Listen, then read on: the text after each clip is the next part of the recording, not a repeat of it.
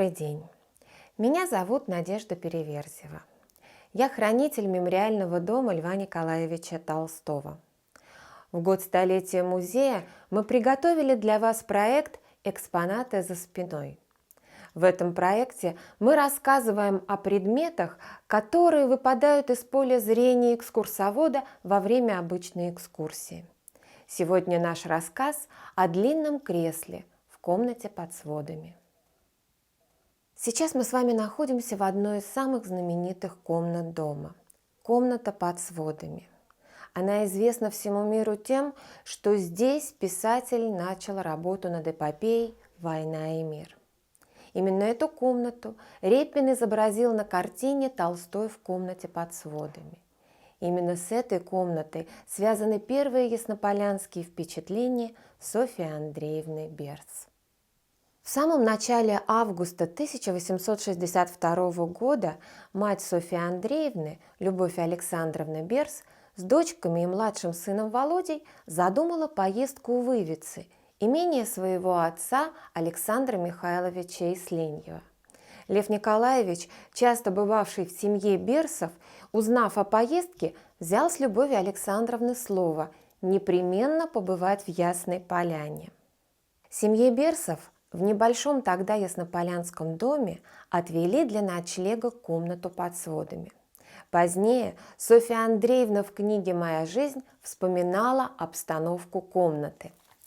Вокруг стояли диваны, выкрашенные белой краской, с очень жесткими подушками и сиденьями, обитыми полосатеньким синим с белым тиком.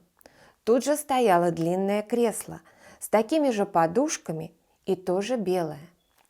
Это кресло и по сей день стоит в комнате под сводами и своим необычным видом привлекает внимание посетителей. Дело в том, что когда-то к спинке и локотникам кресла были привязаны съемные подушки, толщина которых была рассчитана так, что расстояние между ними соответствовало обычной глубине кресла. К сожалению, подушки, упомянутые Софьей Андреевной, не сохранились. Не сохранило кресло и своего белого цвета и сине-белой обивки. Тульский краевед Владимир Николаевич Уклеин о такой мебели в своей книге «От тульских засек до красивой мечи» отмечал: мебель такой формы появилась в первой четверти XIX века и была довольно широко распространена в России. Те, кому приходилось сидеть в таких креслах, утверждали, что они очень удобны и как-то по-особенному уютны.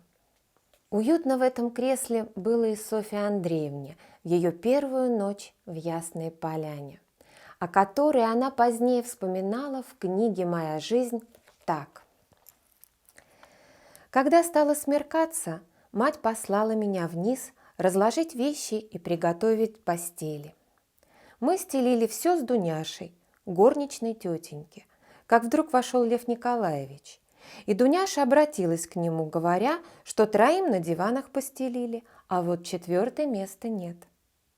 «А на кресле можно», – сказал Лев Николаевич, и, выдвинув длинное кресло, приставил к нему табуретку. «Я буду спать на кресле», – сказала я, – «а я сам вам постелю постель», – сказал Лев Николаевич, и неловкими движениями стал развертывать простыню.